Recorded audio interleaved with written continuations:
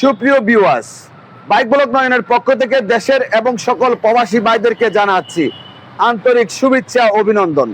আবারও চলে আসছি আপনাদের মাঝে খুব গুরুত্বপূর্ণ একটি ভিডিও নিয়ে। আজকের ভিডিওতে থাকবে আপনার বাইকটি রাইড করার সময় শুধু ধাক্কা মারে কি করবেন, কিভাবে আপনার বাইকের ধাক্কা মারার সমস্যাটি আপনি সমাধান করবেন।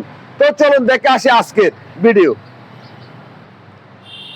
আপনার বাইকটি যখন আপনি রাইড করেন তখন যদি ধাক্কা মারে, যদি পিকআপ ছেড়ে দেয়, সেক্ষেত্রে আপনার বাইকটি নিয়ে আপনি বিপদে পড়বেন।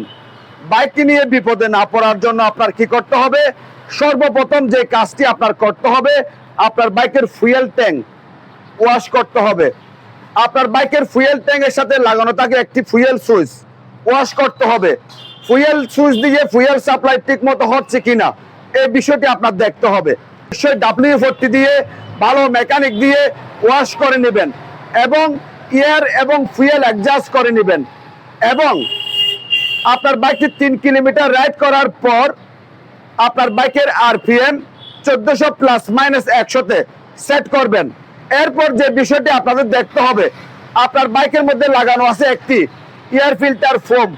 আপনাদের দেখতে হবে এয়ার ফিল্টার ফোমটি ময়লা হয়ে গেছে কিনা, নষ্ট হয়ে গেছে কিনা।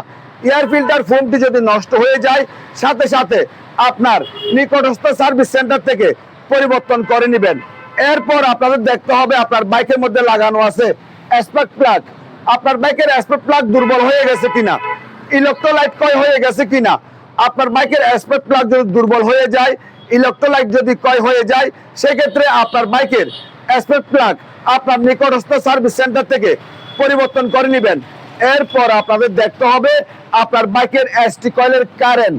আপনার বাইকের এসটি কয়েলের কেবল দিয়ে যদি কারেন্ট না আসে, সেক্ষেত্রে আপনার বাইকে রাইড করার সময় ধাক্কা মারবে, পিকআপ ছেড়ে দিবে এবং আপনার বাইকটি হঠাৎ করে স্টার্টও হবে না। সেজন্য আমাদের চেক করতে হবে এসটি কয়েল এবং সিডিআই ইউনিট এবং পিকআপ কয়েল এবং চার্জিং কয়েল।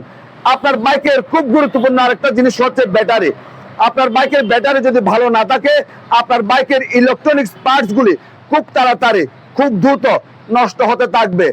আপনার বাইকের ধাক্কা মারার সমস্যা সমাধান করার জন্য অবশ্যই ভালো মানের ফুয়েল ব্যবহার করবেন। এর সময় মতো আপনার বাইকের সার্ভিস করিয়ে নেবেন।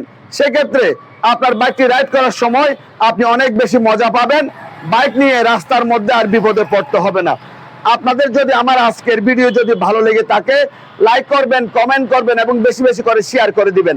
আর আমাদের এই ছোট্ট পরিবারটি সামনের দিকে এগিয়ে যাওয়ার জন্য সুযোগ করে দিবেন। সবাইকে অনেক অনেক ধন্যবাদ জানিয়ে আজকের মতো বিদায় নিলাম।